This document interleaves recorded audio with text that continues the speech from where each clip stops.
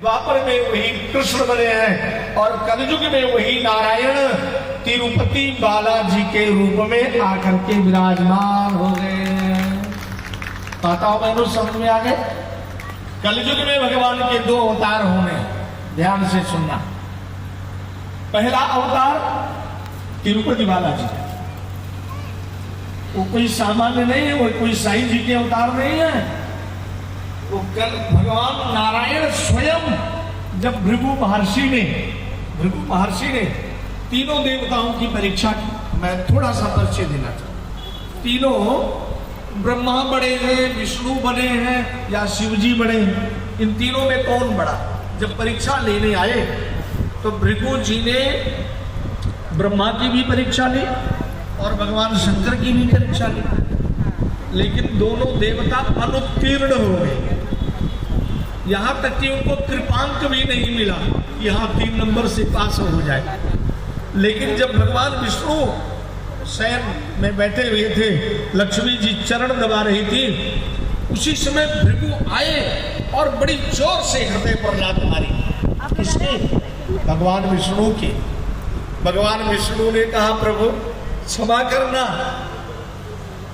मैं कुछ पहना भी नहीं था, मैं स्वेटर भी नहीं पहना हुआ था, मेरा इतना पत्थर के समान मेरा हृदय और कमल से भी कोमल आपके चरणारविंद, मेरे हृदय से आपके चरणारविंद में कोई चोट लगी होगी तो क्षमा करना।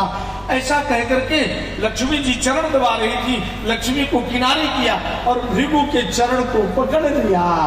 मेरे विष्णु, मेरे ठाकुर जी, प्रभु आपके चरण में चोट लगी, क्षमा करना मुझे। लक्ष्मी जी को सहन कैसे?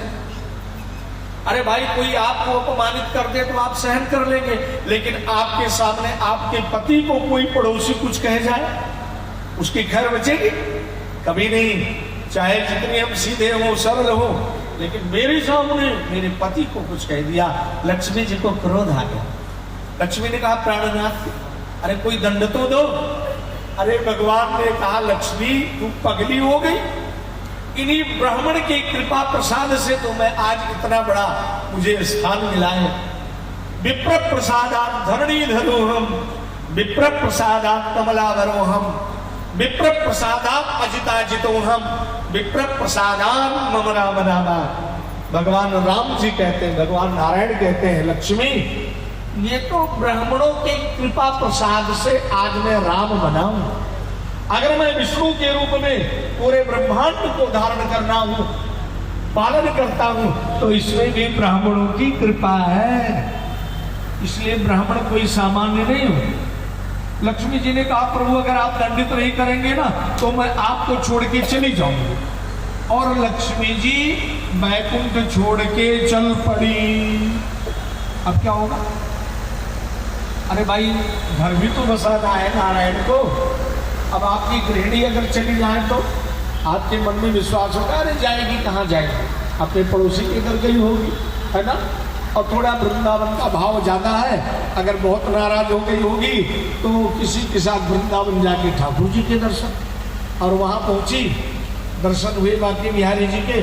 कहा कैसे आए? अरे कहा बस आज घर में खटपट हो गई, ऐसा संयोग बना कि ठाकुर जी ने आपने बुला लिया है। प्रभु आप किसी भी बहाने, अगर आप झगड़े के बहाने भी आपके दर्शन हो गए तो आपकी बहुत बड़ी कृपा है। तो हम निवेदन कर रहे थे कि कलयुग में वही लक्ष्मण जी महाराज इस रूप में, हाँ, तो तिरुपति बालाजी जब लक्ष्मी जी वहां से चल पड़ी तो भगवान ढूंढने निकले। भगवान ने कहा, मैं लक्ष्मी को छोड़ नहीं सकता, है ना। और पति भी वही है जो अपने पत्नी को छोड़ ना सके। छोड़ ना सके का मतलब पत्नी के प्रति वह भाव हो जो भगवान नारायण का लक्ष्मी के साथ। हम लोग जब विवाह करते हैं ना तो विवाह में फेरा होता है, तो फेरा होते समय ब्राह्मण जन जो विद्वत जन होते हैं वो कई शर्त विवाह में रखते हैं। हम लोग तो खैर उस बात को सुनते ही नहीं, बड़ा महत्वपूर्ण होता है।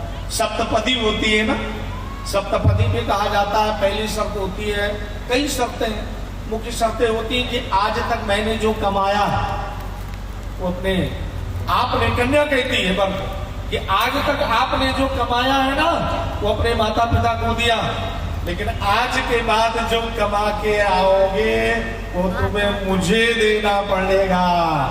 तो माता पिता बगल में बैठे रहते हैं तो वो दूल्हा माता पिता की ओर ताकता ही नहीं कि मैं इधर देखूंगा तो शर्म लगेगी, धीरे से रेखा मिटा दिया और नीचे की ओर ताक रहा है। तो जो मजाक करने वाले साथ में स्वीकार है ना, तो एक बार धीरे से अपने मैडम की ओर देखता है, देखो मैं तुम्हारे लिए क्या क्या कर रहा हूं। पहली रेखा मिटा दी, फिर दूसरी रेखा मिटा दी, तीसरी, ऐसे बहुत सारी 7 शर्तें होती मिटा दी। तो इसका मतलब यह है कि और बाद में एक विधि और है, मम चित्तम ते चित्तम दधान। वर जो है अपने दाहिने हाथ को कन्या के हृदय पर रखता, मेरा चित्त तुम्हारा चित्त, मेरी वाणी तुम्हारी वाणी, मेरा मन तुम्हारा मन, आदि आदि करके हम एकाकार होते हैं। अभिप्राय यह है कि कन्या अपना गोत्र भी बदल देती है, अपने इष्ट देव को भी बदल देती है, यहाँ तक कि अपनी जाति को भी बदल देती है। तो जब वो इतने करने को तैयार हुई तो वो ये बात कहती है कि अब हम दोनों एक हो गए। लेकिन ध्यान रखना, इसका अभिप्राय ये नहीं है कि हम माता पिता की सेवा नहीं करेंगे।